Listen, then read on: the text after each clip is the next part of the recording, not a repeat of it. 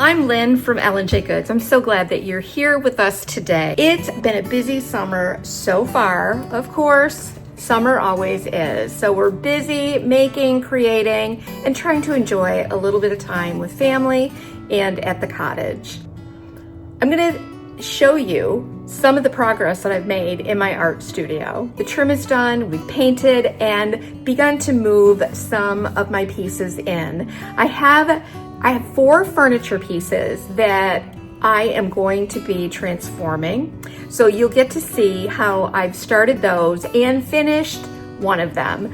In some upcoming videos, I'm going to share the processes for the other pieces as well. So let's get started. I'm going to show you what's going on in that art cottage and show you a few projects that I'm working on.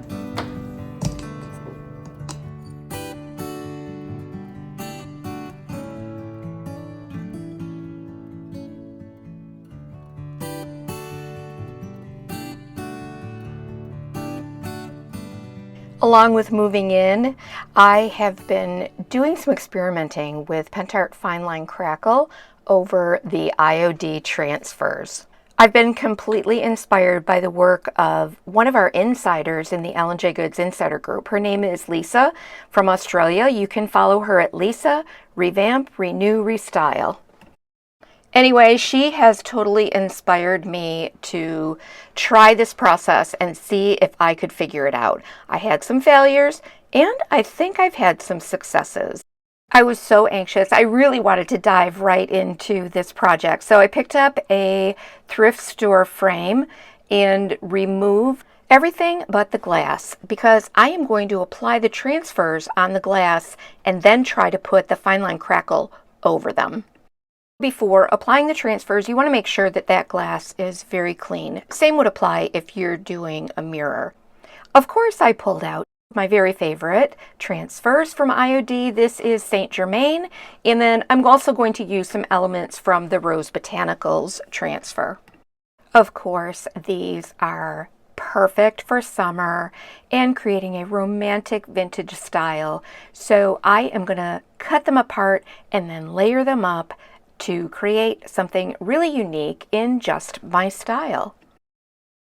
Once I've decided on most of the elements that I want to use, actually I slipped in a little bit of the Lost Garden transfer as well. I laid them out, and then what I typically do is tape them down in a way that I can hinge them and pull them back later.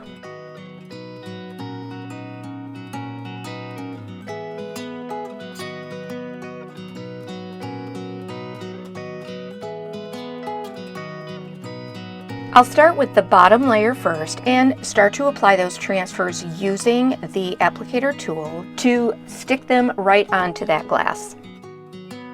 And then layer by layer, I apply them to my project, working from the bottommost layer up until I have all of the transfers applied in a beautiful, cohesive arrangement. Then, of course, you'll want to make sure they're all adhered completely.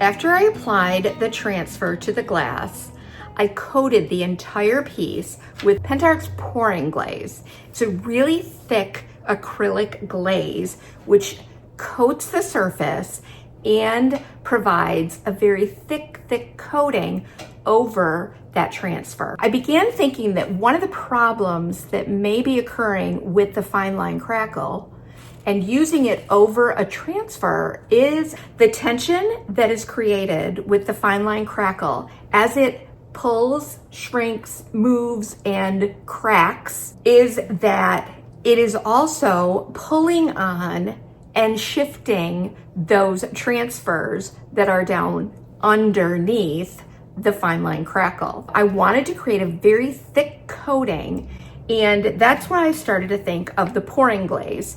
And because it's acrylic, it's not going to interfere with the transfer the way a solvent-based product would interfere. So my thought is that then when I apply the two-step fine line crackle, we might not have the problem that we would have like I did when I just spray sealed several coats on that other product. So here is my transfer assemblage on that glass. I have coated it completely with the PENTART pouring glaze and let that dry completely for at least 24 hours. And then I'm going to apply component 1 of the fine line crackle, a thin, even coat with a dry, soft brush. And after that dries completely, I'm applying component 2 of the PENTART fine line crackle with a dry, soft brush, and I'll let that dry. To fill the cracks that have formed, I'm using a PENTART mica powder. This color is called golden brown. After I brush it into the cracks, I'm wiping away the excess with a dry, soft cloth. It's interesting to me that as I'm filling the cracks, the mica powder is also creating a little bit of a soft, antiqued haze over my fine line crackle finish. Because that fine line crackle has to be sealed completely with a solvent-based finish, we just coated it with a few sprays of a solvent-based glossy finish. These vintage painted metal lockers were one of the first projects that I wanted to complete in the art studio. I've loved them for many years just the way they are, but I'm going for a totally new look. After cleaning them and giving them a light sanding, I'm putting a few coats of Fusion's Rosewater, a beautiful soft and dusky pink. It's one of my favorite colors this summer.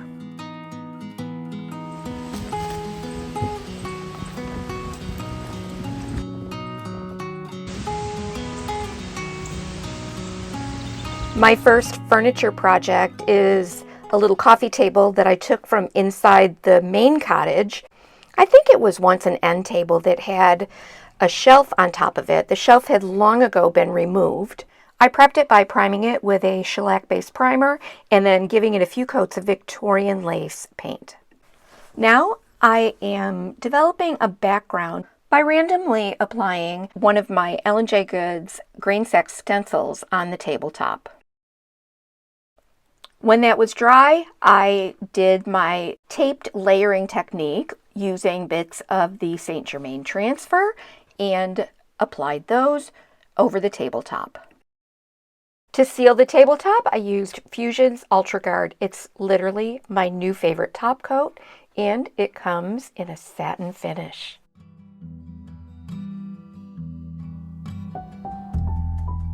Easy rider on the highway,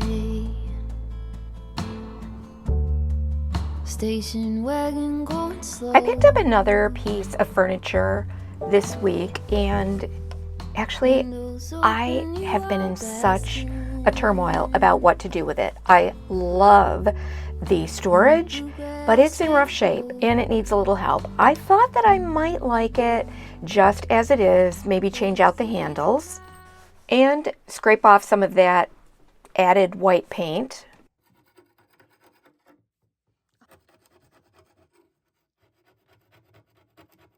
Perfect. But after getting it moved into the studio, I just was not feeling the look of this with what I had imagined in my studio. But I just wasn't willing to give up on it because, like I said, it's a really great piece and has a lot of storage and really cool patina. So I bit the bullet and just tried sanding back some of the applied paint decor just to tone it down a little bit. And then, of course, I couldn't stop myself. You've all been there, right? And eventually had removed all of those floral painted details. In my next video, I'm going to show you exactly what I did to blend that paint in and give this dresser a whole new look. This is another little piece that I had in the art studio. JR and I have had this around for a long time, and it had been painted kind of a turquoise blue. So I'm going to start the cover up using PENTART's Decor Paint Chalky, and I'm going to let you see how I progress with this piece in that next video as well. I'm going to share a link in the description box below with all of the products that I'm using in today's video. This is that Hoosier cabinet top that I showed you at the beginning of this video, and I'm doing the same thing. I'm just adding layers of JRV's Cottage Colors and Fusion Mineral Paint, just dry brushing them on. We want to thank you so much for hanging out with us today. It means so much to us here at L&J Goods that you choose to spend a little bit of your precious time with us. We do hope that you are inspired to begin to create your own beautiful projects using all of these lovely products and next level techniques. The art studio is a passion, it is a necessity, and I'm really trying to take my time to get it to be exactly what I want. Well, maybe not exactly, because I know that I'll end up changing my mind at some point, but I do want to think about the function of this space and then really personalize it and have it be inspiring for me and a place that I can come to at any time of the day to work on projects surrounded by the things that I love. So as a creator, I would encourage you to find your space. Maybe it's not a complete little outbuilding. Maybe it's a garden shed. Maybe it's a closet that you can transform, an extra bedroom, or a corner of a dining room where you have a beautiful view. Now let's get back to those fine line crackle experiments. For this project, I actually found a vintage frame, and I had JR cut an additional piece of glass that was the exact size as the glass that was in the frame. I apply my transfer composition on one of the pieces of glass. Pink azaleas by your driveway, shade a leisurely goodbye, And apply my PENTART Fine Line Crackle, both components, on the second piece of glass. It's important to remember to apply both components with a soft dry brush and let them dry completely between layers. Here I have already applied the second layer and I have got some great cracks going on the glass. Now I've applied an Umber Paste Wax by PENTART, and I wipe away the excess with a soft dry cloth. It's important to remember not to let any water or baby wipes or anything water-based touch this fine line crackle finish. By using 2 layers of glass, I can apply the transfer on one layer and then apply my fine line crackle on the other layer of glass, so they're never going to come in contact with each other. Then I can just put the two together and really give a cool dimensional effect. After the Umber Wax has been applied to reveal the cracks, I give this a few coats of a glossy spray solvent-based finish. When everything's dry, I layer that fine line crackle piece of glass over the transfer piece of glass and then put the two of them together into my frame. terry cotton sweater, with your arms sweeping the sky. It was then I had a knowing, you were waving silver. That first experiment that I did not work out so well, so I added a little bit of gold from an IOD inlay and put that on the frame. I just figured, you know what, I'm just going to save this piece and glue down any little pieces of the transfer that had lifted up. But what happened is, over the next few days, it just got worse and worse. Folded at the corner so that I could not forget. Folded at the corner. But you know what? I learned something, and I can't wait to share the entire process that I did use and had good success with. So watch for that in an upcoming video. And again, I want to thank my friend Lisa from Australia. I'm going to leave a link to her Instagram account in the description box below so you can be inspired by her incredible work as well. Just remember that part of the creative process is trying new things and being willing to take chances. You may discover some unexpected ways to use your products, and it's a lot of fun.